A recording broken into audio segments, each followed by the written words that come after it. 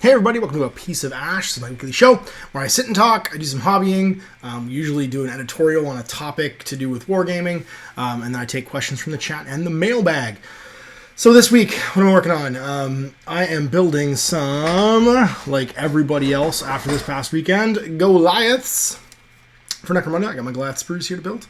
I'm actually going to build them as the preset gangers from the box set because I want to run through the campaign stuff in the box and see how that goes, the 2D stuff, because to me, that's what's new, right? So that's actually what I'm excited about, is the Zone Mortalis style, not the Industrial Battle Hive style, because I've played that since 1995. So this is neat. It's something that's new. It's different. There's a bunch of stuff coming out for it. I've been reading through the rulebook. It reminds me a lot of Company of Iron, weirdly enough. The activation system, very similar. The tactical hand, very similar. For two games made in a vacuum, there's a lot of crazy similarities between Company of Iron and the new Necromunda. So I'm pretty jazzed about that. I got my copy of Gang War as well, so I'm ready to rock and roll and do some campaign stuff once I've worked my way through the initial box set things. And also, if you haven't seen it, the boys from Desperate Designs have been spoiling some really cool new terrain for Necromunda, which you should go and check out. I think it's been posted in the Necromunda Worldwide Facebook group, and should be available relatively soon. And if I get done these, but like quickly, which there's a lot of parts, I don't know if I will, I'm going to start building the Wild West Exodus 2-player starter set, which is the gunfight at Red Oak.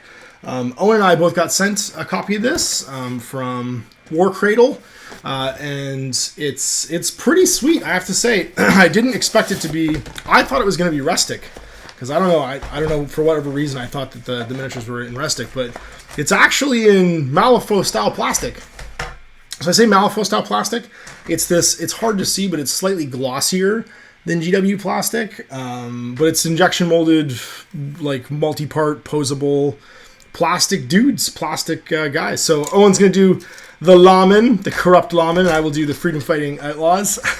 So I'll be doing the James gang, he'll be doing the ERPs to give the game a go relatively soon. And then, of course, once the chat gets going live, if anybody wants to ask some questions, I also got my copy of Chapter Proof sitting here to talk to you guys about that. Because I did an audio review this past week, and that was super fun, but it was something that I think people didn't like the static image. And the reason for that was I'd never done this before. I didn't really have any guidelines on doing reviews for GW Prox. First time they've ever sent me anything.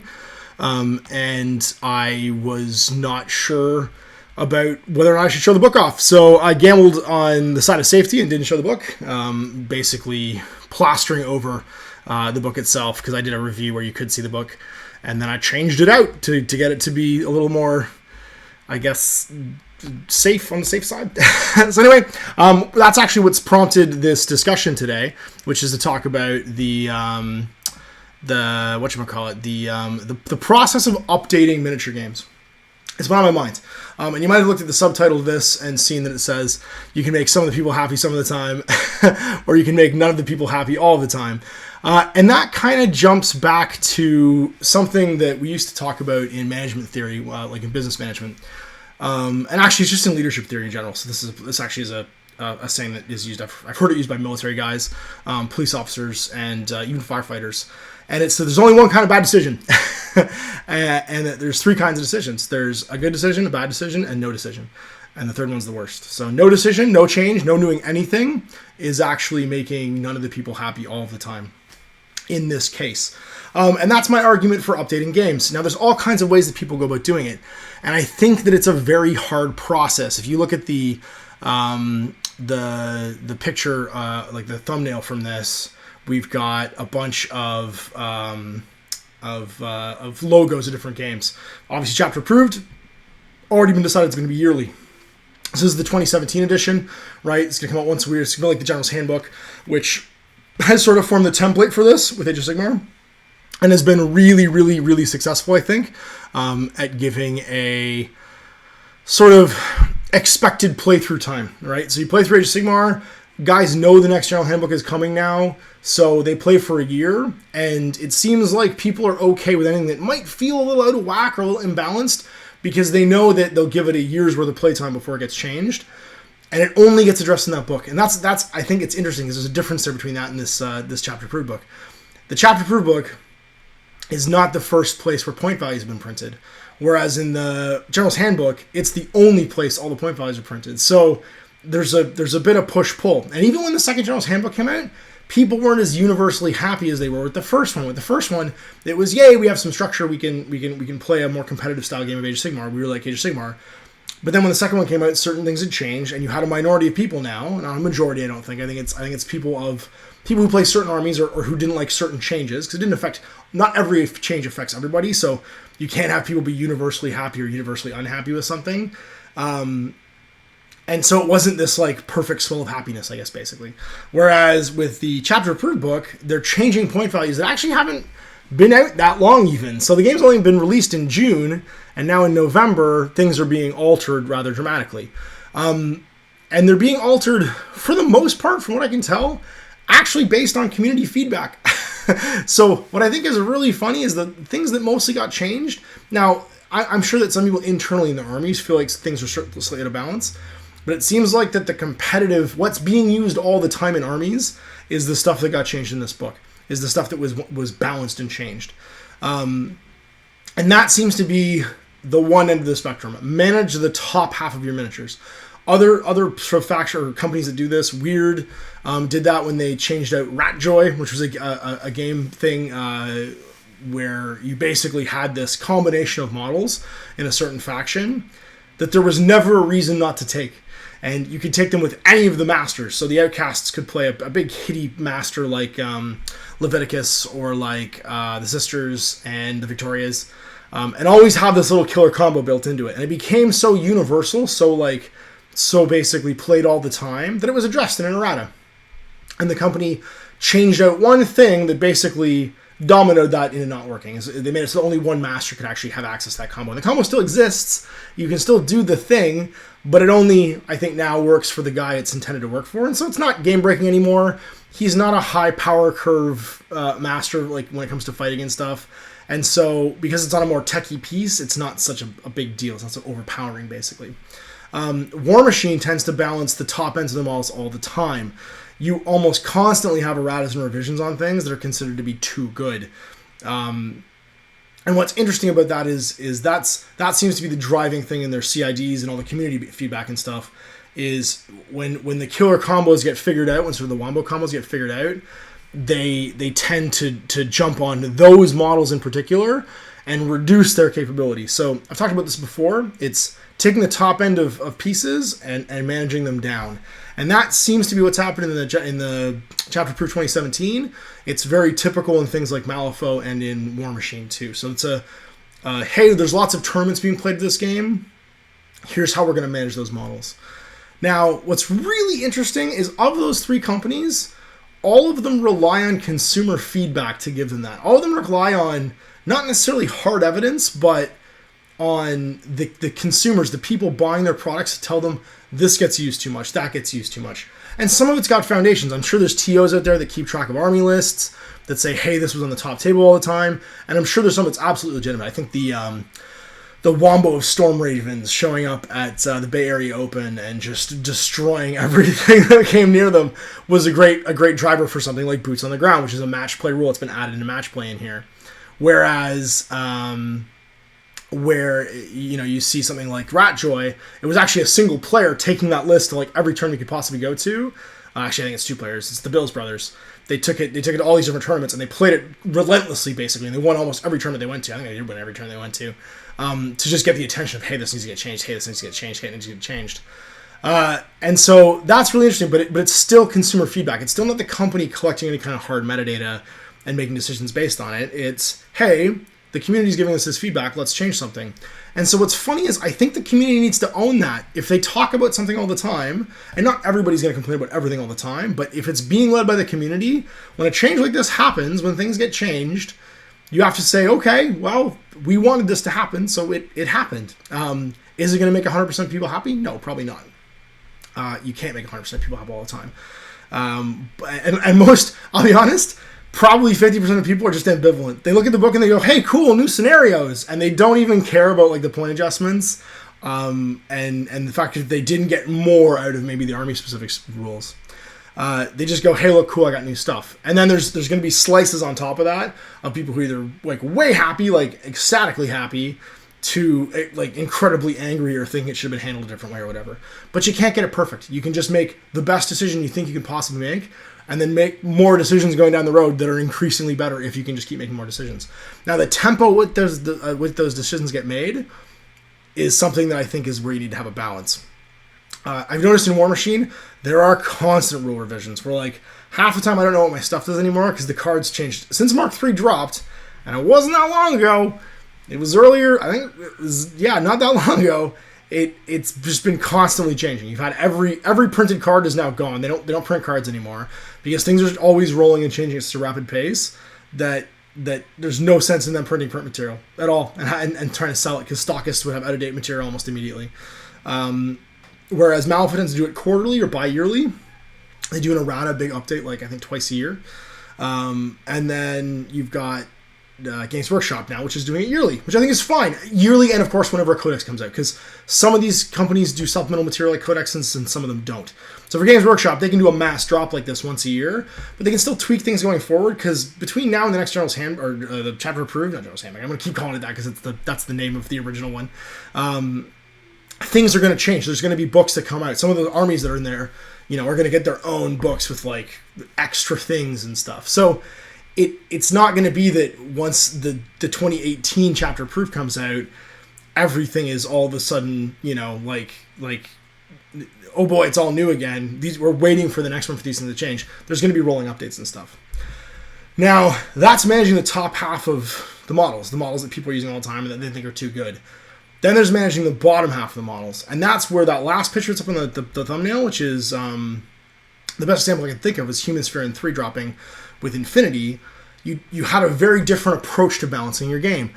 Instead of taking a game and trying to make the pieces that they thought were too good worse, to my knowledge, they've never done that in Infinity. They've never taken something and taken anything away from it. It's always done what it did before. With very few exceptions. What they do instead is they take models that they don't see used very often. And what's really interesting about that is this is a company that can actually see that. When you play a tournament of Infinity, if you play in any of the ITS tournaments, you log your army list with the company. And they can see not only what army lists get used, but what army lists are winning, what models are included over and over again in each faction, and what models are included that don't have a model yet, even what's being proxied. And what's fascinating about that is this company has access to hard metadata based on their competitive play to make decisions. But the choice they've made is never to try and make something that people like worse. They take things that people aren't using and make them better. And when Human Sphere N3 came out, that was what they did. Almost across the board, if a model wasn't fantastic and it had been released outside of that original blurb of stuff from N3, it got an upgrade. It got an upgrade immediately, got it up in Infinity Army, and it got it in the rulebook as well. And then things where there was rules that weren't used very often because they weren't great or they were attached to models that weren't great, they got upgrades in the core rules of the game too. And so that's a very different approach. But what's interesting about it, what makes it different from the other companies that we're talking about, is this is a company that actually has some metadata on not just what people are purchasing, but what people are using in games and how effective it is. They have real statistical data based on the games being played in the tournament system all over the world as to what's unique and what's not. And so, is there a right or wrong answer? Should you update your games? Should you update things and change them if it's not quite ticking along perfectly? Especially if it's causing some kind of consumer feedback to come to you where people say it's not great or it's causing a negative gameplay experience. Absolutely you should, because the only decision you shouldn't make is no decision. You should always make some kind of a decision. Is the decision going to be a good one or a bad one? You don't know until you make it, because you can't foresee everything. When you put your game in front of like thousands and thousands of people, they're going to come up with permutations and things that you have never ever thought of.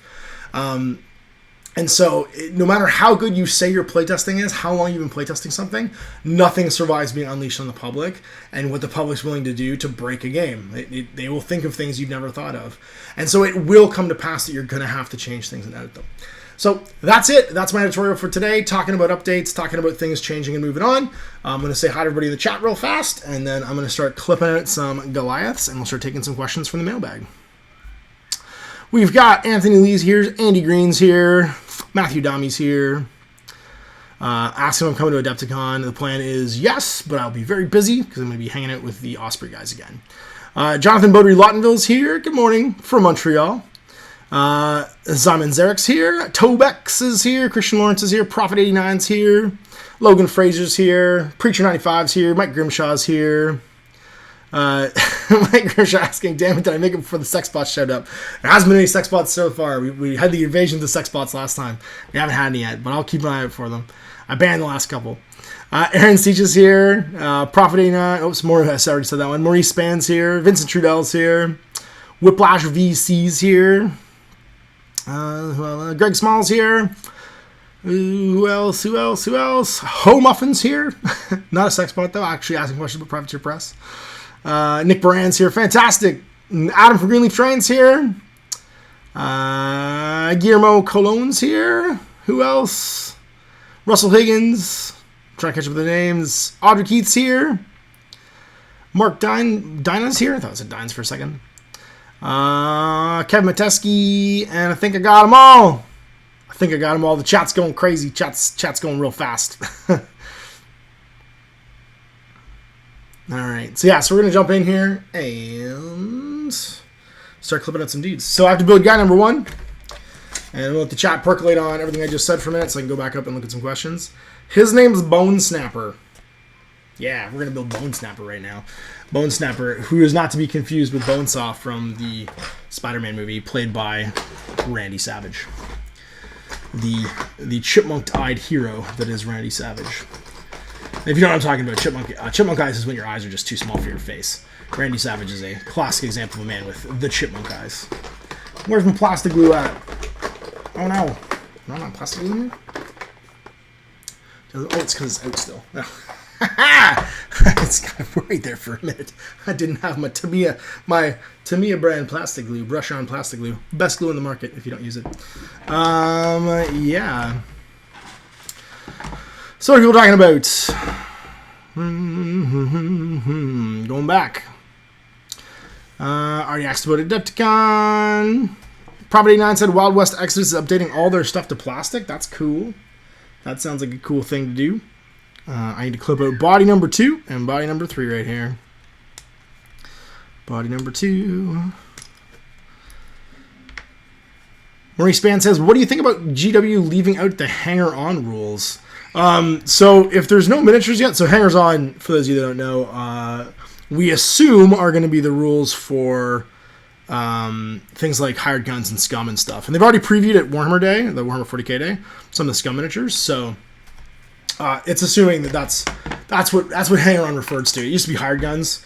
They're going to call it something else now. It's fine. And so leaving those out, I don't think is a problem, because if the miniatures aren't currently in the range, they're going to do what exists for the current range miniatures.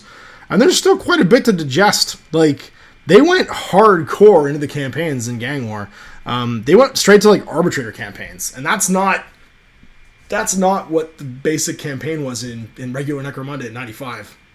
Arbitrator campaigns came out with Outlanders, and added in things like the Watch and being outlawed and stuff. So I'm jazzed they went straight to Outlander campaigns, or arbitrator campaigns. I honestly couldn't care less if they roll out new rules, because I'm like, I'm one dude. If they did too much all at once, I wouldn't possibly be able to keep on top of it. I'd rather they rolled out some stuff, I got my gang painted, I tried out the game, played some games, and then they give me something new to be excited about. Like, to be honest, there was only 3 hired guns in the Necromunda rulebook. There was the Ratskin, the Scum, and the Bounty Hunter. And that was it. And they didn't include more until the Outland gangs came out, until the first supplement. So I'm not super fussed about how much content's in that book. I think there's more than enough content to get going. I'll be honest, like, the Gang War 1 book could have just been the campaigns book from the Necromunda box set. Like, if you guys actually remember the 95 box, oh my gosh, these are so nice. These Goliaths are so nice. Put them together as a treat. If you guys remember that box, it actually had 3 different books in it. It had the rule book, the campaign book, and the war gear book. And those 3 books made up Necromunda. The Gang War book is just the campaign book taken out of the box, which honestly I think is fine. Like, you don't need to play campaigns in Necromunda getting started. They've basically given you like a light version of Kill Team in the main box. Now, that's going to be controversial because I think some people, when they heard Necromunda was coming back, I think some people assumed it was just going to be the exact same game. And that's okay. You can want the exact same game. But when you don't get the exact same game, I don't think that's bad. I think that's just your expectations versus what you got. I'm always happy when people try something new. I would rather see something new get made that's not entirely the same, and be able to try something different, because I still have the 95 game. If I got nothing else out of this box set than a whole bunch of new like Necromunda miniatures, then that's fine. I already have Necromunda. You know, like, I'm not going to be fussed about the fact that it's not exactly the same. It's not even being released in exactly the same way as it was, because I don't really care. I already have old Necromunda. If I want to just use these miniatures in old Necromunda, I'm perfectly capable of doing so. What else we got? Vince Trudell says, typically with any miniature game, you can proxy models all you want in friendly games, but in tournament setting, you must use models from a particular game's range. Typically, yeah. I mean, it depends on who's running the tournament. I think if you're playing in an official tournament from that company, you're probably going to be expected to use what they sell, and I think that's completely fair. Like, if you want to go to someone's, how do I put it? You want to go to somebody's house, like, you abide by the house rules, and you don't complain about the house rules being different from your rules. It's not, I don't think it's unfair for a company to put on a show and expect that you show up with their cars. You don't show up to, put it this way, you don't show up to, like, you know, those guys who are like car guys and they all hang out in parking lots with like their Corvettes. You don't show up to Corvette Day with a Mustang, not unless you want to get in a fist fight.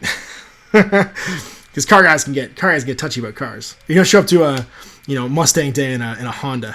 you can get in real trouble doing that. Tobek says, hey Ash, when's the next Dracula's America vid? I love that you found the cabin from the Evil Dead and Ash's boomstick, and I want more. We're gonna be doing more real soon, actually. Owen picked up, it's funny, Owen picked up a bunch of miniatures last weekend for a couple games that we're gonna be playing with him, but specifically he picked up a bunch of miniatures to play Dracula's America with, because he was using my miniatures to try the game out. So he went and grabbed some Guild Malifaux family miniatures, which are perfect for Dracula's America, to basically make new models for his warband with.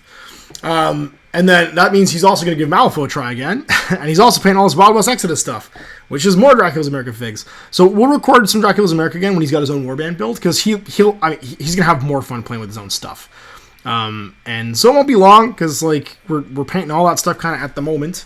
It won't be too long before that happens, and you should see it relatively soon. So sometime in December probably you'll see the next one.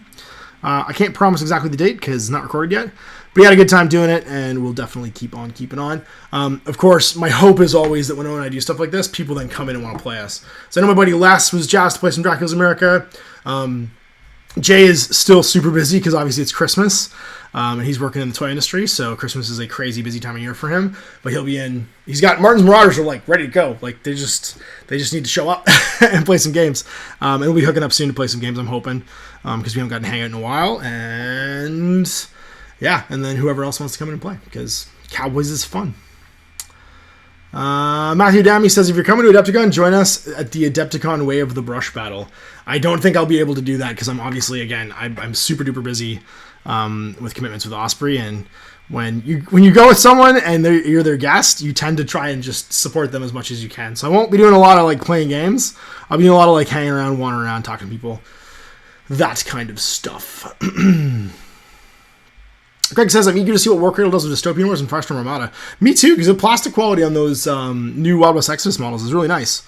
So I'm pretty jazzed to see what they come up with, because if they move either of those ranges over to plastic, especially Firestorm Armada, that could end up looking really nice. Logan Fraser says, yeah, Dracula's America was a lot of fun. I want to see more of that game. Well, you will.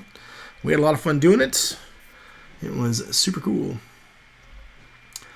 Vince Trudell says, I'm sure you'll be fine using Warm Hearts models. Just make sure it's okay for your tournament or prior to registering for any tournaments. I'm not sure what we're talking about. Home Muffin says, I really like Privateer Press's approach. The living rule set CID is more akin to how video games do it, and it's free. Well, most of these games we're talking about, apart from Games Workshop, tend to be free. All the Infinity stuff is free. It's a 100% free game. You get all the rulebooks. All the stats are in their free army builder. I will say that the one thing that Infinity does better than anybody else is their free online army builder. And Owen and I are spoiled by it to the point where we tend to compare every other army's like digital app or whatever, or army builder or web builder, or even just digital like stats thing to that. And so far nothing's come close. It is truly the best of like free web widgets. You can run your game off of it. You can build armies on it. It's updated constantly. It is, and they mine it for all the metadata too, which is great. So like, yeah, the Infinity Army, it has bumps, like everything has bumps, but so far it has been the least bumpy, most user-friendly, best free product I've ever used for a game. This guy's got some grenades and a bolter. What else we got? I don't like the idea of having to buy a patch, as it were. Now, that I can understand. That is certainly something that people have been discussing lately too. I noticed that, especially with the new chapter approved, is they feel like they were buying an errata. Now, I would say that's a bit disingenuous because there is a lot more to that book than just an errata. There is 6 completely new scenarios to play in match play, which are all great. A lot of them are progressively scored. I found the 6 ones in the 40k core rulebook were okay, but they felt very vanilla. They felt like safe missions, very standard mission styles. Some of the progressively scored ones are really cool. They're kind of a cool balance between the Maelstrom stuff and the regular sort of Eternal War missions, which I think is really cool. There's all of the open play narrative play stuff, and I honestly think, for whatever reason, I need to find Pirate 5 and 11. For whatever reason, the people that like narrative and open play just seem to be less vocal than everybody else.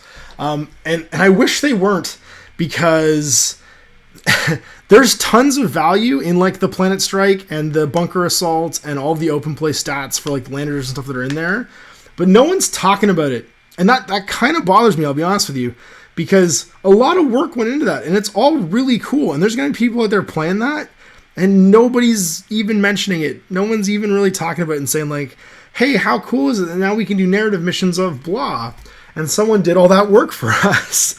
And like, yeah, I don't know. It doesn't seem to get enough airtime. And there's something like 2/3 of that book that's all narrative open and match play stuff. There's narrative and open stuff. And that's great. And the fact that they reprinted all the building rules for everybody. Like, if you didn't have in Ix Imperium 2, which you would kind of have to buy, and I know not a lot of people use like buildings, but the buildings are pretty great, and there's a lot of cool aftermarket, even like different race buildings out there, like Xenos style, Aegis defense lines and stuff that I've seen people playing with. Just the fact that you get all those rules in there again is added value to that book. So yeah, I see why some people are calling it a web update, but I think those people only care about match play.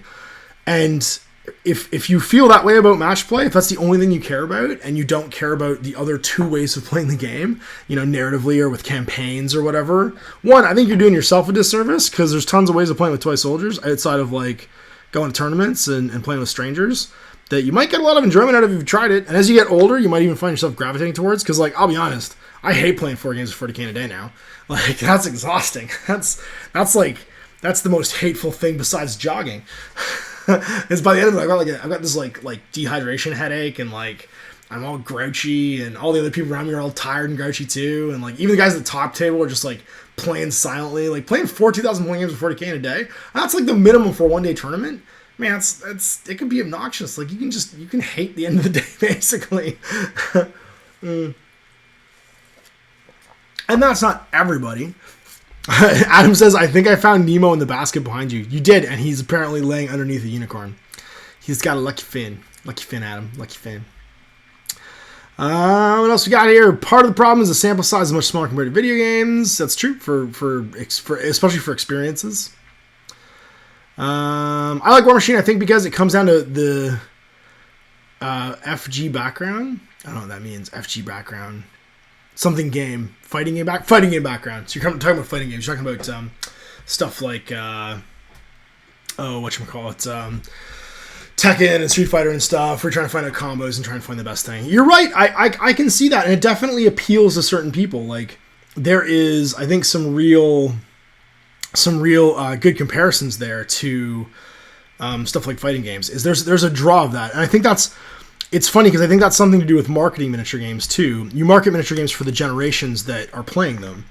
And in your case, the generation that you're talking about that grew up on fighting games might not be my generation. Like, Did I grow up on the original fighting games? Of course I did. I grew up on Couch Co-op Street Fighter and, playing Mortal Kombat in my friend's basement until like 4 o'clock in the morning, eating pizza and, feeling like we were going to die at the end of it. But at the same time, that's my hobby experience is all very pen and paper, right? It was reading books and all those choose your own adventure novels and stuff like that, where that's not necessarily going to be the same for you if you're not in the same generation as me, where you might have grown up where all of that was replaced by video games.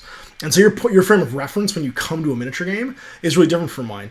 So the imagination stuff, the storytelling stuff is all very ingrained in my my sort of like my hobby experience. Whereas for you, you don't have to imagine it because it's in front of you. It's a video game. It's all being shown to you. So having stuff that's like that compares better for you makes a game more relatable. So that would make a game like War Machine more relatable to you and less relatable to me as it becomes more combo driven and wombo heavy and stuff like that. So I think that's what we're talking about, is that just because something isn't necessarily marketed to you doesn't make it bad, because it can be very much aimed at the heart of somebody else.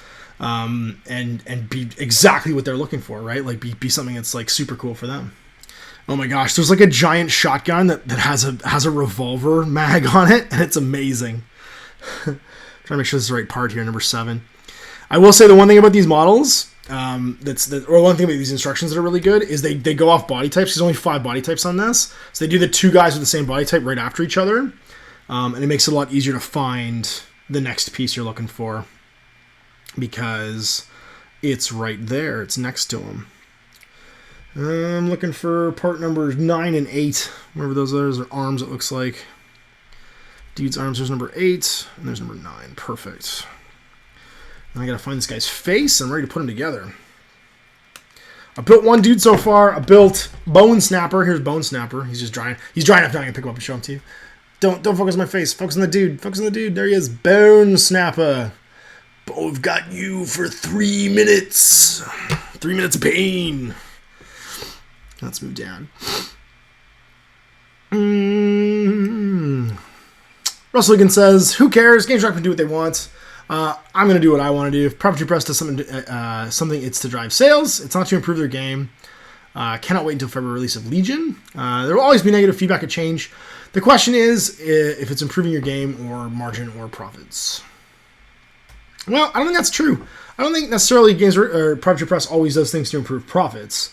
I think it wouldn't necessarily be a bad thing if they did. Try and sell some more toy soldiers. I think Company of Iron is a great example of something really positive you can do to try and sell more toy soldiers. Because one of the greatest things about Company of Iron, actually, if you look at the battle report for Company of Iron I posted today, I used miniatures in that game that I had literally never used, I don't think, in a game War Machine.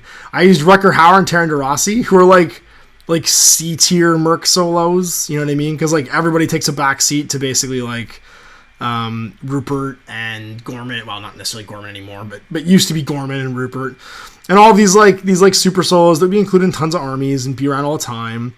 And he's just a cool miniature. He's just an awesome Iron Kingdoms like adventurer model, and so is she.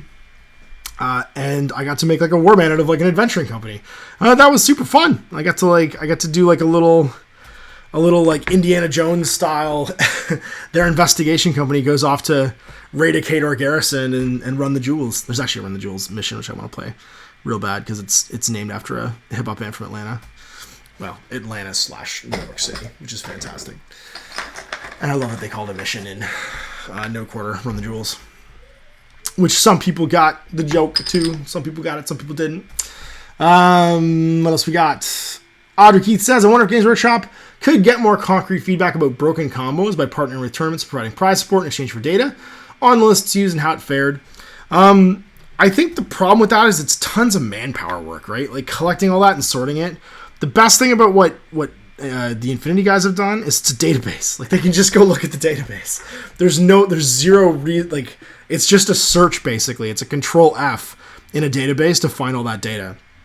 And they can do it instantly and all the time, and they can even just run reports for it. Because it's all just off of a web output, right? So they can see all that input, output. They can see everything that's been added into lists.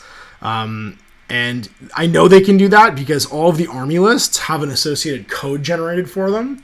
So that you can just run that code to see exactly what it spits out model-wise and include Like it's basically like an ISBN system for their miniature game.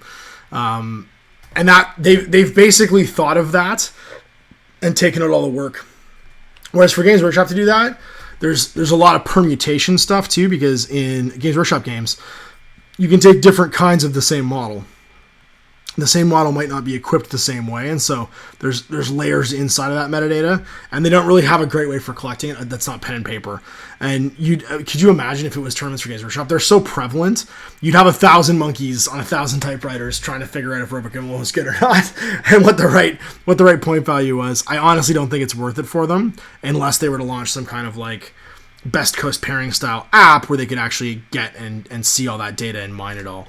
But if they're smart, they'll take a look at what is being done by Corvus Belli, because if anybody has the resources to do it, I think it's them. I also think that we've reached the point now where, while Games Workshop sells beautiful books, and I hope they continue to sell beautiful books forever, the world is running on web-based like army construction software. Like you don't make your army list pen and paper anymore, unfortunately. As much as the Luddite in me wishes we did, and hiding the stats and the rules for a game or putting them behind a paywall, I think, is just becoming something people aren't used to. Games Workshop has kind of, there's enough like app developers, and Games Workshop has kind of gotten to a place now where they've been allowed to get away with it for so long, or they've gotten away with it for so long because they've done everything they can to like make it so that the data entry is all third party, right? So it's kind of like vaguely kind of covered under fair use, and you can't go after the people making the data files, so you can't really stop things like Battlescribe and Army Builder from existing, because if they were going to crush that, they needed to crush Army Builder like 20 years ago, like a long time ago. And they've been skirting the edges of that basically forever. So it's gotten to the point, I think, where it's sort of shit or get off the pot time. Either you create a big, and it can be a pay app even, like Weird just did that as a pay app. It's $10. You buy it once, you have access to everything, and it'll update it forever. Or you just do what Corvus Belli did, make it free. And then people tinker. And I think that's actually, I'll be honest, I've bought more Infinity miniatures based on that web app than almost on anything else. Because I've tinkered with army lists and gone and been like, oh, if I only bought these 3 models, I could run my army list this way. And then immediately gone off to like whatever friendly local retailer or online store and bought those miniatures. So I don't know that it would hurt them necessarily to not sell as many books as they do now. Or even if they would just sell as many books as they do now, because I know plenty of people that just don't buy the books and just wait until Battlestar updates and play the game. Like, I can't remember the last time I saw a lot of people, like people even that work in this industry, play a game not using something like Battlescribe. And I don't think that's a good thing necessarily, but if it does generate some sales, and if it was controlled by you, if it's not a third party doing it anymore, then it can be a good thing. And if it does things like mine metadata for you voluntarily from your customers, where you can see what people are playing games with, you can get a sense of what products they like, what products aren't selling, why those products maybe aren't selling, you can kind of take control of your product line a little bit better. So is it another step towards modernization they could take? Absolutely. Are they going to do it? Who knows? That's way above anybody's pay grade to know, you know what I mean, for now. But is it something that another miniature company is doing that seems to be working for them in a big way? I think so, personally. Corvus Belli is like the little engine that could. They just keep making good decisions, and they keep plugging away. And so I hope they do, and I hope that another company. I just built Rourke. I'm going to build Splitter Korg now. I hope another company comes along, and I mean, it's not something that if you did it as another company, you're taking away from someone else. You're just making a smart decision that is the same kind of smart decision that they've made. So like, it doesn't steal sales from anybody for someone else to start picking up that idea and using it. It's just a good idea. Find out what your customers want and sell it to them. Oh my God. And if you can find it in a concrete way that's not word of mouth, even better. To me, that's the thing that a company with a share price versus a company that's privately owned should be the most excited about, would be finding a way to actually get consumer feedback or see consumer information that isn't a guess, that isn't some type of just like feedback thing or smoke and mirrors. It's real hard metadata that's being mined from a real source. That's not Facebook. Everybody hates Facebook. Go to hell, Facebook. What else we have here? Kevin Matesky says, it's a good argument for digital codexes that are updated for free. I'm glad when companies push for balance, but floods of updates make games hard to follow unless this is your only pastime. Totally agree there. I play so many miniature games that the ones that are constantly updated are the ones that I tend to be like, okay, cool. I mean, that was honestly me at the end of 7th edition 40k. People would come in, and I would just update whatever app I was using to make army lists with, hope those were the current rules, build an army list out of whatever I had, because I'd have no idea if it was competitive or not or what the meta was, because the game was just so bulky and swamped with stuff. And then we'd throw down, and those were like my final sort of like months and time at playing that game, because I just couldn't swallow anymore. You know what I mean? Like I was at the point where I was all full up of 40k, and it was bloated and bilious, and later years Elvis Presley like dying on the toilet. That's like the weirdest. That's the weirdest 7th edition 40k illusion. Elvis Presley dying in the toilet. Sometimes I even gross myself out. All right, what's next? Come on, Splitter Korg, you're slowing me down here. Oh, Doc Raven said, and they're doing it for free. CB is smartness. I agree. Oh, people aren't asking questions. We're all talking to each other. It makes it hard. Harry Bow says, I'm a French player. I'd like to thank you for all your videos. I jumped back into the hobby thanks to you. Wow. Merci beaucoup. What else do we have? Russell Higgins says, I think it's a mistake to partner with tournaments in determining combos and rules changes. Yes, this is the most intensive user-abuser of rules.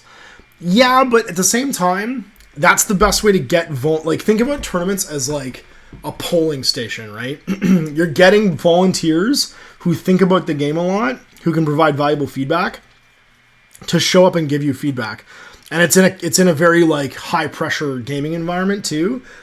So if there's anyone who's more likely to take something to extremes, it's those guys. And I think that's worth thinking about. Are they the best members of your community?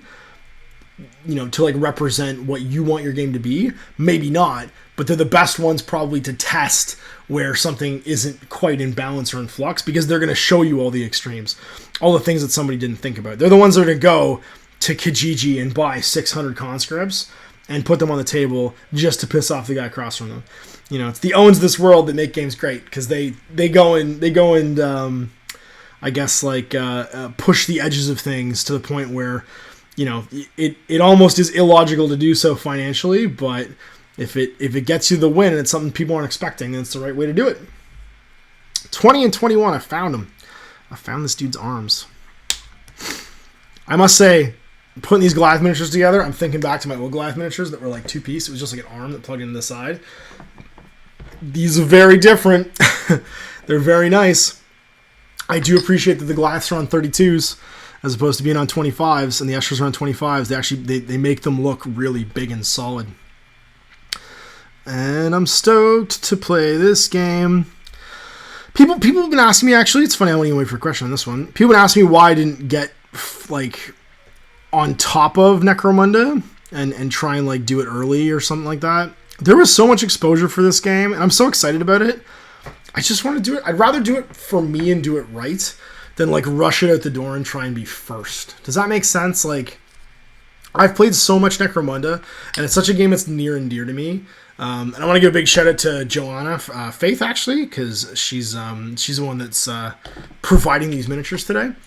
That like it's a big deal to do it, I think, the best I can possibly do it. And that means, like, you're going to see some cool terrain that's not in the box that we're going to get ready for it. We're going to go through and do, like, the narrative parts, too. We'll start adding more guys to the gang later on. And, like, I think it's worth... If you're going to do something, you can just show people, like, the technicality of it. I think this is actually probably why you guys like Dracula's America so much. you can either show people the technical, like, here's how the rules work, and here's how this goes, and here's how that goes. Or you can try and show them the spirit of a game. And I'm always one who, to me, it's important to try and figure out what the spirit of a game is before you show it to people and present it that way. You know what I mean? So, like, it's funny. there was a time where we discussed having Jay come in and wear his little Goliath costume from Games Day, which I don't know if he still has or not, but Jay dressed up as a Goliath one year at Games Day, and it was amazing. Because I'm not a small dude. Like, I'm 6'1", 250, and Jay is... It's funny because I've always worked with people who are bigger than me, weirdly. So people are always surprised by how tall I am when they come into the studio. Jay's like 6'5". Owen's like 6'3" or 6'4". You know, Steve from Wargaming is like 6'5", 6'6". And so it's like, it's funny because like we could have easily been a Goliath gang. We could have easily just done a Goliath gang thing. But no, I think if I want to do something like Necromunda, I want to also enjoy it, and so I want to do it right. I want to paint them up really nicely and have a good time doing it. Because I think when we make content that way, we get together as a group and we have a good time. You guys tend to enjoy it more too because you see us having a good time, and so I'm pretty jazzed about that. It's going to be a lot of fun. Who's next?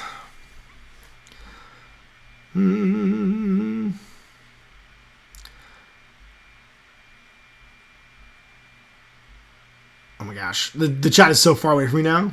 Here we go. Ian Pomeroy says, hey Ash, late to the broadcast, but I like the dynamic updates from Privateer Press. It keeps the game fresh so that it doesn't always get stagnant with the same powerful lists always winning. Yeah, I think that's true, Ian, if you're in that community already. But just like you can't necessarily shop with your own wallet, you can't shop with your own wallet. That's a Christmas saying. When you think about what things cost, you also have to think about what that does to someone who's fresh and new to the game.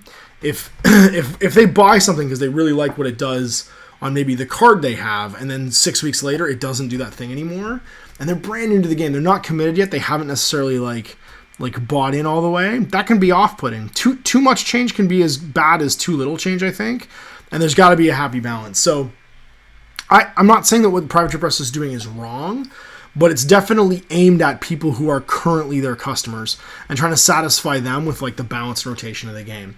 Whereas if you're not already a Privateer Press customer, you might look at that change in a different way. And some people will come to it and look at it as great. Some people will come to that game for the first time and be like, oh, awesome, I came from this other game that never changed, and this is refreshing, and this is amazing. And this is exactly what I was looking for in a miniature game. But that's not necessarily going to be true for everybody, and some people might be put off by a game that changes too quickly, right? Because when you invest money into an ability, and that's what a Privateer Press game is, it's a game of combos, right? So I buy something because it does X.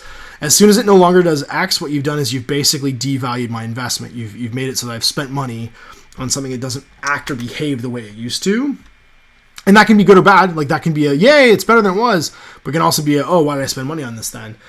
And you have to navigate that. So I guess the thing I'm talking about when I talk about Privateer Press is they're driving their boat really fast and they're trying to dodge all the rocks.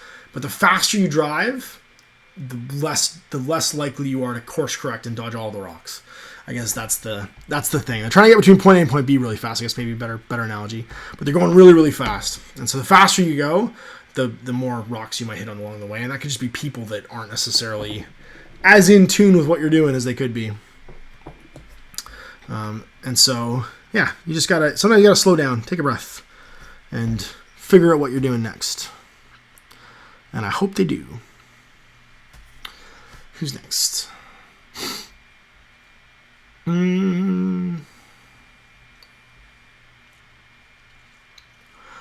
Speaker says, yo, Ash, are you interested in trying a Test of Honor? I have the starter set along with ideas for branching out into games like Ronin and others. So you get multiple uses of the models. Yeah, no, I'm jazzed about Test of Honor, and I've been meaning to get to it forever. It's honestly just been buried under releases. This has been such a busy fall-winter this year of like stuff coming out that like it's not that I haven't wanted to. It's that it came out. I couldn't get the starter set right away because it was so popular that it sold out really fast, and then I just haven't been able to get back to it. Because we've had so many other games like launch in that time. We've had Dracula's America come out, which took forever for me to get to too. We've had Scrappers come out, which took forever for me to get to. So Rourke's dry now, so I can show him to you. I'm going to put him up there again. Whoa, come on, get him. Get him, don't focus on me, focus on him. Yeah, Big Shotgun Mans. Big Shotgun Mans is cool. And then this is probably my favorite of all the miniatures, because he's He's using his own head as the end of his chain axe. He's the dude with the chain axe that's like it's got a mohawk. It's a mohawk. The chain axe is a mohawk. And his name is Splitterkorg. I've done 3 out of 10. 3 out of 10, and we're clipping along. It's 20 after. Oh, jeez, I'm not going to get this done. Cruiser Shvac says, Black Friday has left me with tons of cardboard and styrofoam, so I was thinking of making some stuff for terrain. You should. I think it looks super cool. It's very fun to make your own terrain, I find. That's a rewarding thing.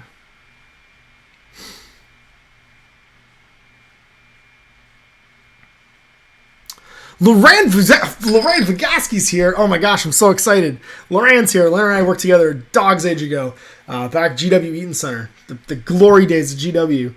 Yeah, man, he's one of my OG gaming buddies. That's so cool. He's watching, and he's gonna try it. What are you doing? What are you talking about? Said I'm surprised Games Workshop still don't have an army builder. I am also surprised they don't have an army builder yet. Battlescribe is legit. What else? Malfoy's creeping up for my spot in my heart, though. What are we talking about right now? I'm trying to figure out what game we're talking about, and I can't go back far enough because people are talking about a game right now. AFK Tavern. We're talking about Star Wars Legion. Hooray! Greg Cherry says, I can't believe you don't have a backup for Necromunda, usually ahead of the release. Yeah, but like I think I just said this earlier, Greg, is I don't want to cheapen the experience for myself by doing it too fast. I'd rather just enjoy it. Have I checked out Star Saga? I actually have a copy of Star Saga, and I'm really excited to give it a go. It's going to fall into that board game bracket, though, where I don't think I'm actually going to paint the models. We're just going to play it as a board game right now. And I'm not really sure. It's funny. I'm not super sure about how I'm going to fit that into the schedule. Because the hard thing for me right now, all these board games, Shadespire and Aristea in particular, is I'm still playing lots of the other games too. And so like, I don't really know where those games are going to sit in the week unless I add a day to the week. But as soon as I add a day to the week, I have to keep up with that day to the week. So if I add board games on Sunday or something like that, which I'm actually really considering doing because I love playing board games. There's so many great ones out there right now. I have to then stay on that treadmill forever. Oh, and it sucks because I'm really enjoying those games and I want to do more of them, but I don't really know where they fit. So either wait forever for them to come out. I have a Shadespire video I'm just going to release on Wednesday along with a 40K video. Because if I waited for it to come out, my 40K video was filmed into January right now, which sucks a little bit because, again, I'm not going to take advantage of showing off the new chapter approved rules for a while because all of my night stuff would be better. There's a bunch of things that changed that would just be better that I'm not gonna be able to show off. But yeah, no, it's funny because I'm in this weird place where my schedule is really full and we're nice and ahead and we're very comfortable, or I'm very comfortable with the amount of stuff I have filmed. But there's all these little board games that have come out that are super easy to film and super fun and fast to play. And I filmed a bunch of them, but I don't really know where they're gonna go. So I'm going to get to Star Saga soon. It required the other thing with Star Saga, though, is it requires a DM. It requires a dungeon master. And that's being a problem, too, because I need to get a third person to play it with. I can't just record it with Owen because it needs an extra dude. An extra dude to record. All right, what else we got here? Talking about Star Wars Legion. Steam 4 does it with Guild Ball and systems like Tiebreak and Longshanks now, compiling data, that is. I'm pretty sure those are all, Tiebreak and stuff are all still third party. So unless there's some type of an exporting system, and I hope there is some type of an exporting system where they can see all that information, I don't know how they're gathering it. But that would be great. If those could actually mine back metadata for them, that would be fantastic. Because again, that would help them see what people aren't using. Guild Ball is interesting because they're doing a bunch of changing stuff right now. As they shift their teams towards plastic, they're kind of consolidating all the teams in one place. There's a big change going on right now called the Union in Chains, where they're not allowing, they're no longer going to have Union players, I don't think, play for all the other teams, and they're just going to be their own team, which is super cool. But like in the background, they've killed off like a whole bunch of Union players. Like Harry the Hat's dead, Coin is dead, Blackheart's dead, Rage is now dead. Like all the captains are dead. All the Union are just like dead, getting murdered for real and not brought back to life. And Guild Ball's a violent game. But we're talking about like for really real dead. They're as in like not coming back. So it'll be interesting to see what happens to that game, because they're being very aggressive, I think, with releasing like their new stuff, and I'm excited about it because I love their plastic teams. The new blacksmiths are some of the nice models they've got. So we'll see where that ends up landing. I'm missing a chest plate here, and I gotta find it. Let's go back down and hit the chat.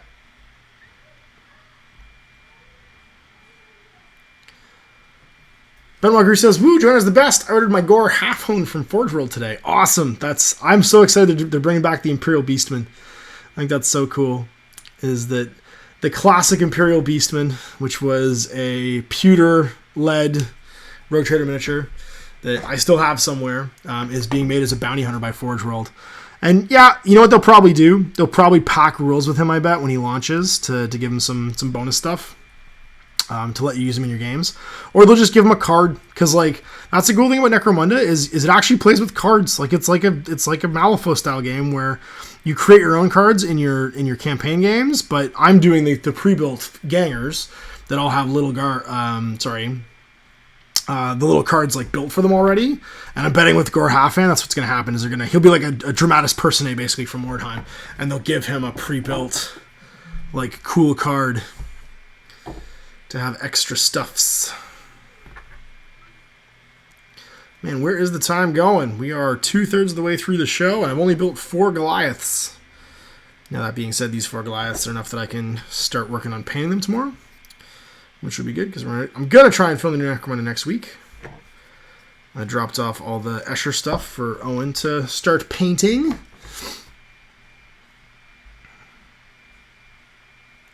James McKenzie says, about to take my first foray into soft 40k after a decade of top tournament play. Any advice to turn off the everything must be point sufficient, don't take bad stuff voice in my head? Yeah, just paint what you like.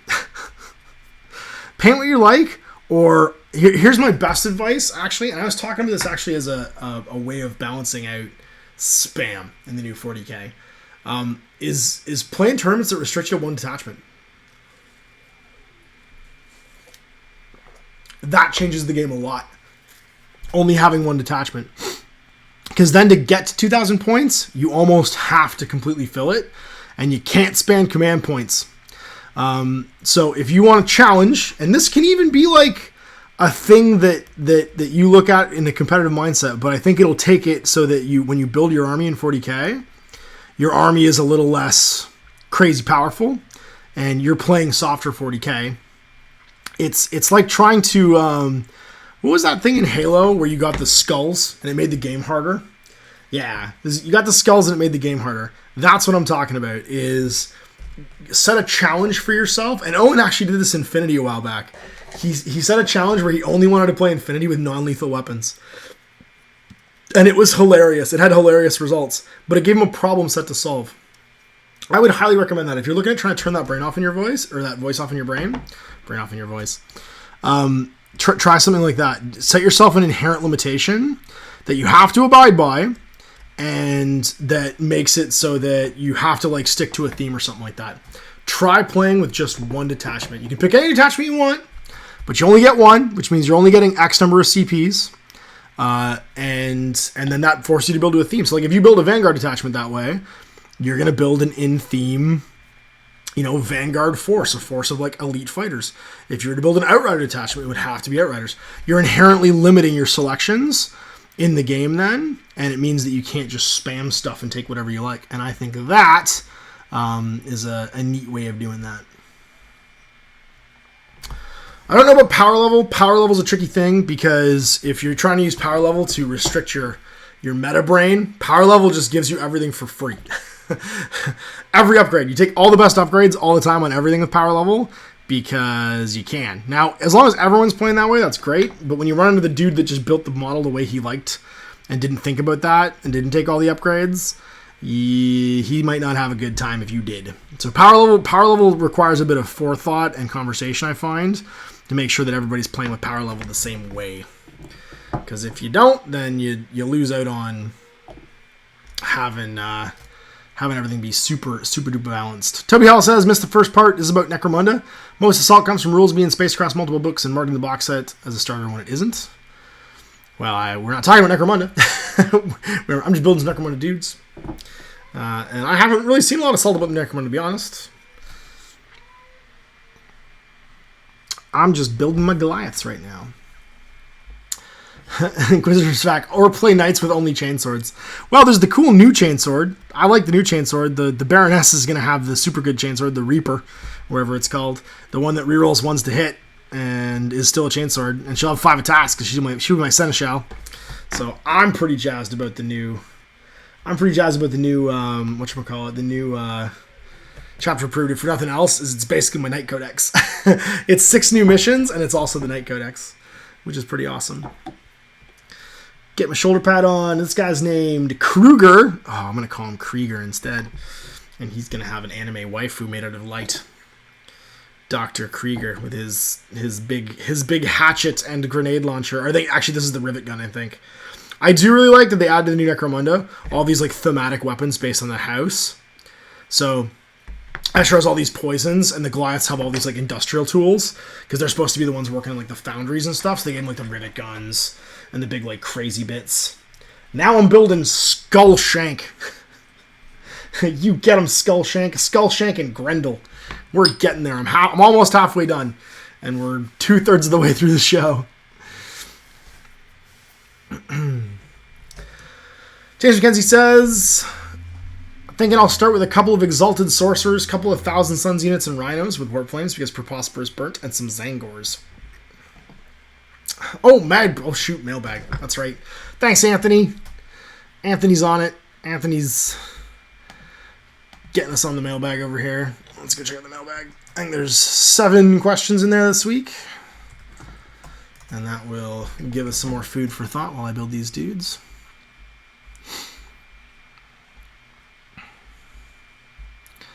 Here we go. Episode 27. Analyze some results.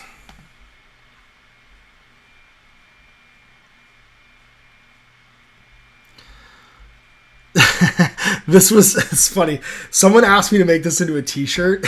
And I think I might. Actually, if I make this into a t-shirt, I should get someone like Sean from Metal King Studios to do this, because Sean would be able to illustrate this better than anyone else, I think, because his art style might fit this. Apparently, at one point during that game, I said the following. I said, "Too close for guns, switching to goblins." And that was apparently everybody's favorite thing that I said in that video. And that's hilarious. How do you manage a community it's too close for goblins switching to... No, it's too close to guns switching to goblins. How do you manage a community that's polarized between casual hobbyists and competitive gamers? Is it worth trying to find common ground, or are you better off splitting it into 2 distinct clubs? I honestly don't know. Because I don't know if you're not even talking about one community at that point. It is... Everyone's going to like different things. Everyone's going to like playing different ways, regardless of who they are, right? So I think every community has that split, as it were. It has those people that like playing the game competitively, whatever the game it is. And it's going to have people that like playing the game casually. And do you try and find middle ground? Well, I think you have to. Because if you don't try and do that, if you're the community leader and you don't try and bring those people together, they never will. Like, you're just exacerbating the situation by having them not overlap. What you can do is you can theme nights a little bit so that when people congregate, they get sort of a common ground user experience. I think that's important, because I think what happens is the only time those communities cause friction with each other is when they go into it expecting something different. Like, so if a guy shows up to a gaming night and brings his tournament list, then he plays the guy that showed up with his like beautifully painted, converted, thematic army list. They might not have the same level of fun because their expectations of that game are very different. And so you have to, if there's a way to manage that, that might be important. I recommend things, if you want to do something like that, if you want to manage that kind of stuff, I recommend things like having sign-up sheets. So, today is going to be, today's Veterans Night. People come in who are veteran hobbyists. Over here we have two halves, there's two sides. We have sign-up sheets to play games. And on one half, we've got the warmongers, who are the dudes who just want to play kill each other missions. And the other half, we have open and match play. So like, let's say you're doing 40k night. Half the table you have half the side you have be open play missions, or you can just throw missions on the table for people to play, and they have to play those missions. So the open play side of the board gets open play missions, or narrative missions. The match play side gets match play missions, and you just sign up for one or the other. And then it just at least groups people into like ideas, so that when they play a game, they get a sort of an example of what to do. Spud, Dave Tierney, the Captain Spud from all the Infinity groups ever. He's a fantastic community builder. I have tons of respect for Spud. Wherever he goes, he basically picks a store and he builds an Infinity community into it. And he's done this several times now in my time knowing him. And what he is the best at is giving people a reason to play. Because what he's found over the years, organizing hobby communities, is that left to their own devices, people will just do kind of nothing. And so what he does in our Ontario Infinity group, if you ever want to watch a guy community build, go watch him.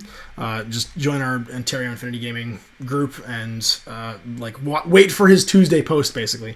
He runs a gaming night every Tuesday, and what he does is he gives everyone a mission they'll play that week. So this week we're going to play, and you don't have to play that mission, but because he provides and sets up all the tables, he sets the missions up to be ready to rock and roll. And especially for a game like Infinity, whereas if you just show up cold, you might not have the best experience because you're going to have not brought the right specialist, not brought the right list or whatever. He just gives people like the impetus to do something different, and they play missions they wouldn't normally play, and they try things out. And he's just been really successful with it. I've yet to see him not move into a store, show up every Tuesday to run an Infinity night, and not have a whole bunch of people start playing Infinity. So I think you can run a balance there, and he gets a good cross section of people too. There's competitive guys, and there's sort of like the average Joe gamer that play with him too. But they all have a good time because they all show up kind of knowing what they're trying to accomplish. So social media can be good for that, giving people a chance to like, hey, here's what we're going to do this week at the club. Get everybody like sort of like organized onto one thing. Like, hey, this week we're all going to play one detachment. That's it. Here's this week's challenge. So hey, you good gamer guys, I challenge you to break the game. Get good, scrubs. Everybody play one detachment only. 2,000 points, one detachment. We're all going to play this scenario. Go. See what you can do. And you know what? Maybe they will break it. Maybe they'll show up and they'll do fantastic. Or maybe they'll show up and they'll do okay. But at the very least, everybody kind of has some forethought as to what they're trying to accomplish. And everybody has the same chance to do good. And I think that's true of everything. So you could replicate the same thing into a Malifaux community by just pre-flipping strategies and schemes, being like, all right, for game one, here's everybody's scheme pool. For game two, everybody's scheme pool. Show up. And the added bonus there, of course, is that like decreases game time completely because everybody's already got what they need. They go and look at their Facebook app, check out the weekly Facebook thing, see what their strats and schemes pools is, and just start getting set up and playing. So they're not waiting forever. Next up, Marty asks, what's the best question you've ever been asked on a piece of ash? Mine is, aren't you too old for a thumb ring? To which you replied, no. I don't know. That's a good question. What's the best question I've ever been asked? There's been some memorable ones. I mean, the ones you guys think are funny are always the ones about, like, am I wearing eyeliner? Or, like, why do I have a thumb ring? Or, am I not too old to be or too young to be or whatever, this band or that band that I'm wearing a t-shirt for? I'm surprised no one's asked about this t-shirt, to be honest with you. I'm wearing an L. Ron Hubbard t-shirt. I'm really surprised no one's asked about that. I have a whole series of t-shirts actually from this company called Out of Print. And what they do is they do 70s book covers, like 70s and 80s book covers as t-shirts. And this is one of my favorite L. Ron Hubbard books. Because, yes, I actually have a favorite L. Ron Hubbard book. No, I'm not a Scientologist. But he was a pretty adequate or okay 70s post-apocalyptic fiction writer. And Final Blackout's one of my favorite books he ever wrote.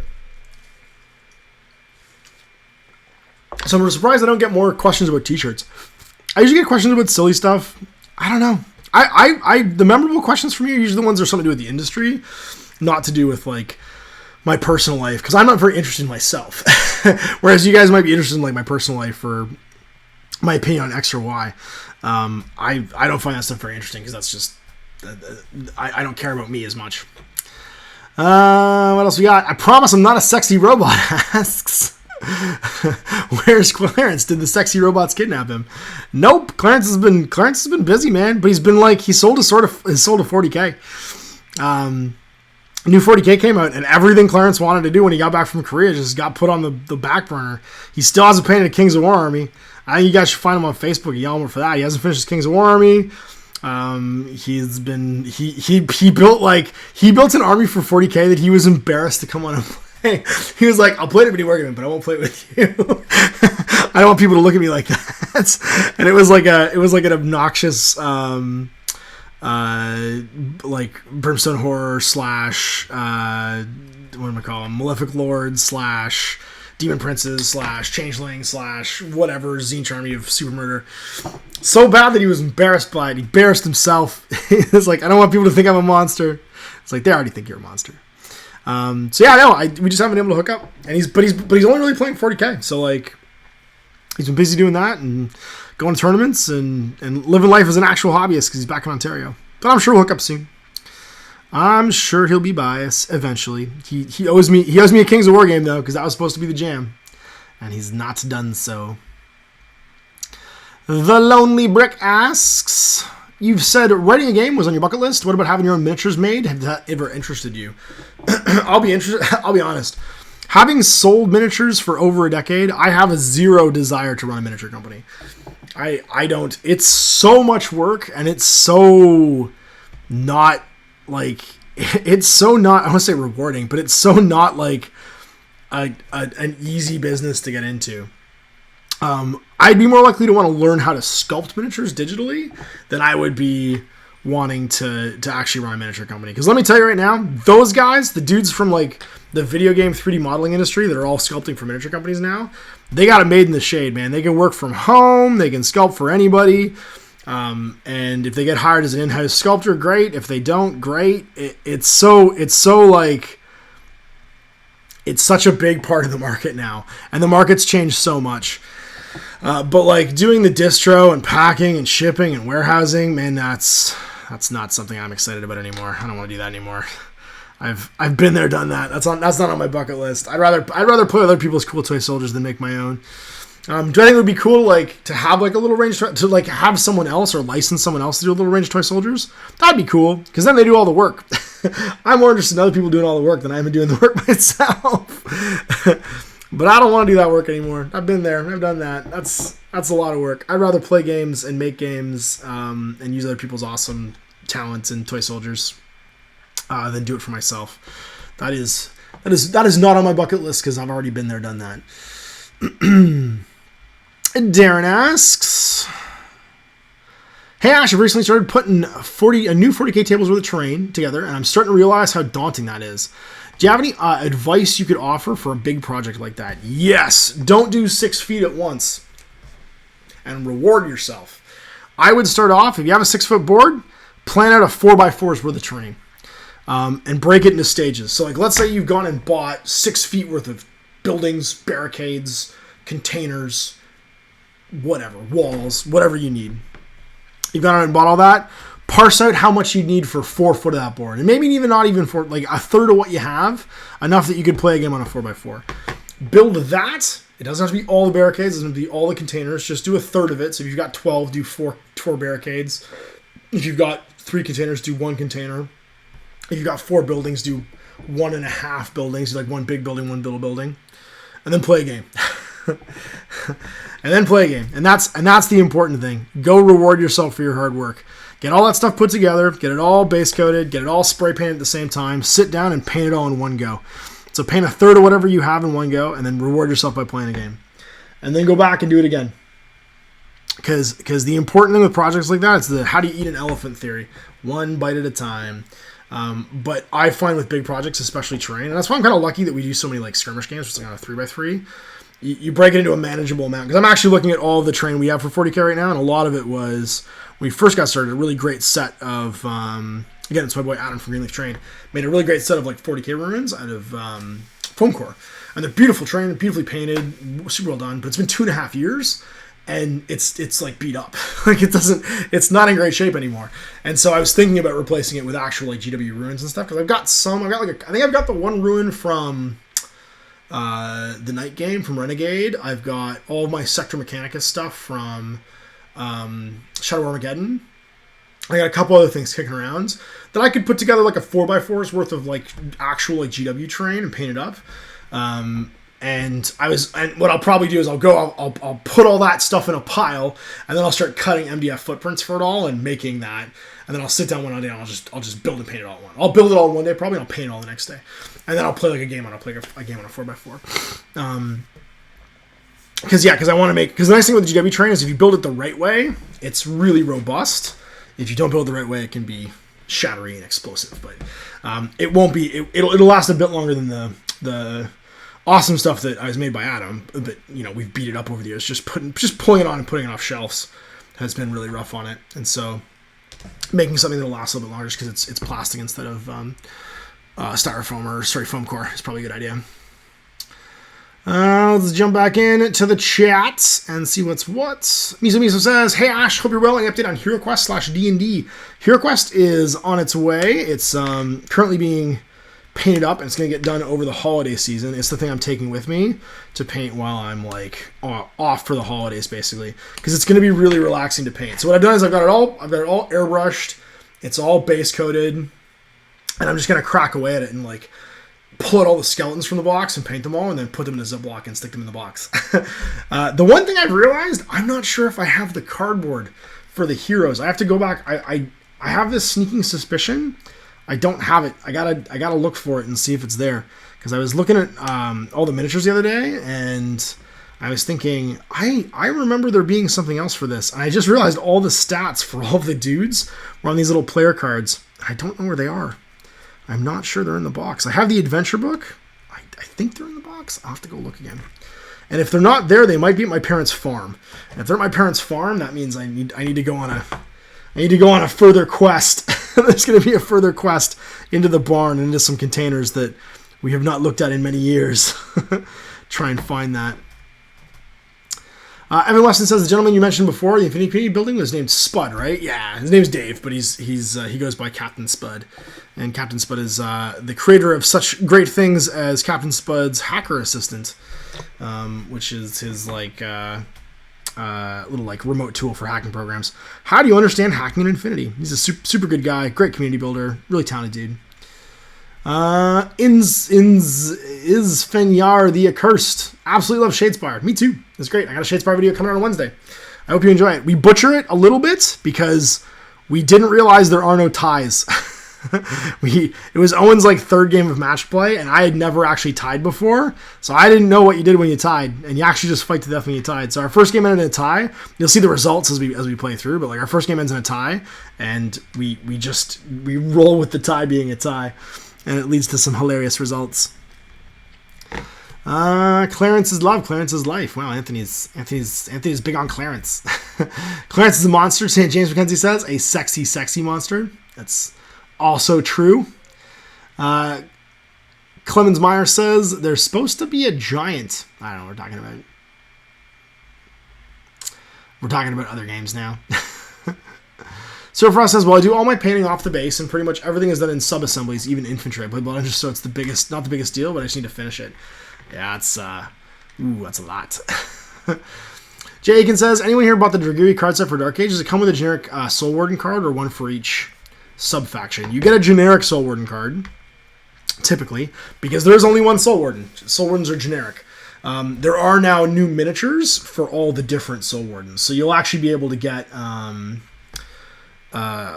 female Soul Warden for the Aircast, I believe. There's a Firecast one, or maybe not a Firecast one. I think the Firecast one might actually be a specific sculpt. But basically what they did was they made it so that there was a special miniature for all the different Soul Wardens, which is super cool. I'm building Grendel right now, 61. He's got a knife. That's not a knife. This is a knife. It's more of a machete, really, than a knife. Misa says, cool in D&D. Also, even if you don't want to miniature game, how about Kingdom Death / Gloomhaven style game? They sell really well and have a big cultural impact on the community.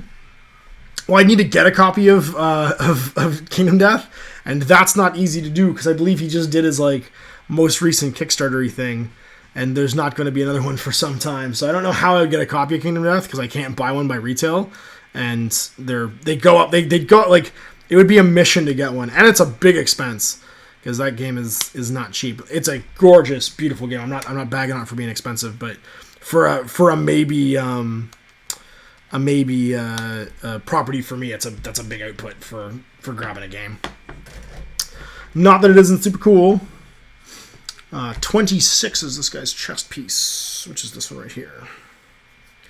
I've done 5 Goliaths. I'm on the down slope now, and I'm finished clipping off number 6, which is good. We're almost done. Musumi says, I mean make one, not play one. Oh, make one. I don't know. I've never thought about making a board game. Although, interestingly, that is something that Osprey now does. They publish board games. So I would see. I don't know if I would do a miniature board game like Gloomhaven. I'm really enjoying Aristea. I'd like to do something like a quest game though, a dungeon crawler. But the thing is that there's so many out there now. I don't know how you would do it and make it different than what's already out there. That's a very saturated market right now. Is the adventure board game, the cooperative adventure board game. I would love to try my hand at a board game though. That's something that I've never really thought about until just now. And I think what's interesting about board games is they're all about a social experience, and that is my biggest thing in miniature wargaming too. I think they're a fantastic social experience, whether it's problem solving or competitively. It's all you doing it with somebody else, right? So there's a required social component, and board games tend to take the stress off of that.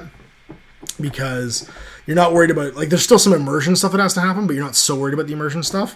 It's more the activity stuff, what are people doing with each other, that makes a board game experience good and bad. And that would be interesting to try out.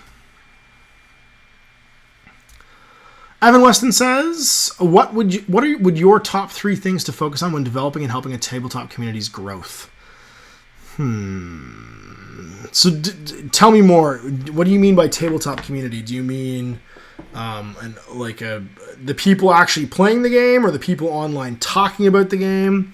Because the thing is that communities in tabletop games right now, they take so many forms, but not all of them are actually doing the act of playing the game. A lot of it is to do with theorizing and talking about the game. And I think the problem is that if you want to find out what your top 3 things should be, that really depends upon the game you make. I don't think I can give an answer that applies to all games. I think what I could give as an answer is, here's a way of starting that conversation with yourself. And that starts with, hey, how do I feel about my game? Where does my game sit in the spectrum of games? And what kinds of things are people doing with my games? Because the thing that you're going to do to grow your community is going to depend upon what they actually do when they play your game. So, like, if your game, you know, like, for example, Infinity does art books and painting guides in collaboration with their main contract painter, because so many people buy and paint their miniatures as a primary hobby. Like, even if Infinity didn't have a great tournament system and lots of great gameplay, there is a huge component of their customers that don't care about the game at all. And I play some of them. Some of them come in to play me. They care about this world and these beautiful miniatures, and they love building and painting them. So for the community support, one of the things that they've done very well is they've partnered up with these painters and with the people that you know are so sort of like integral to that aspect of their hobby or of their product line. And they make things for them to talk about. They make things for them to do. They provide collector's models for those guys to build and paint that have no real difference in the game. And that, to me, is a huge like smart move. It's a good thing for them to be doing. But that's not necessarily the same for every company, right? Like you wouldn't be necessarily private to your press and get the same impact out of a painter's push as you do. You know, if you're Corvus Belli. So I think the question is, and there's questions to ask yourself. There's no top 3 things you can do, but there's certainly a top 3 questions you can ask yourself, which is, who are my customers? What do they do with the product I sell? And then what things do they enjoy doing around that I can then support? And if you get those 3 questions sort of like down and answered, then you can start making good community building moves to try and build and support and create more value in what those people are doing. Because to me, what you want is you want people actively doing stuff with your product so that they complete what they're working on, they start working on something else. That's the number one thing every company wants, is they want you guys consuming product, right? They want you finishing what you're currently working on so you can start working on something else. And we are coming to the end. Toby also says, don't mess with your quest, it's perfect. Wow, except for rolling a move. Rolling a move is something that people might not like in the modern day. Rolling a move is an I'm excited to see how the people playing it with me think about rolling a move. Anyway, I think we are all done. So it's reached the end. We're at the conclusion of our day. And I want to thank you guys, of course, for watching. We'll see you for one of these next week. And it's going to be with my lovely patrons, hanging out and chatting about whatever it is they want to chat about. So I'm going to try and finish just this last guy. I got 6 done. I'm trying to get the other 4 built before I have to go pick up Kat from school, and wake up the boy. And I will see you guys for more of this next week. Like I said, tomorrow is going to be some more Wild in the Streets, and then Wednesday is going to be some 40k and some Shadespire. So look forward to that. Until next time, I'm Ash. Have a great day.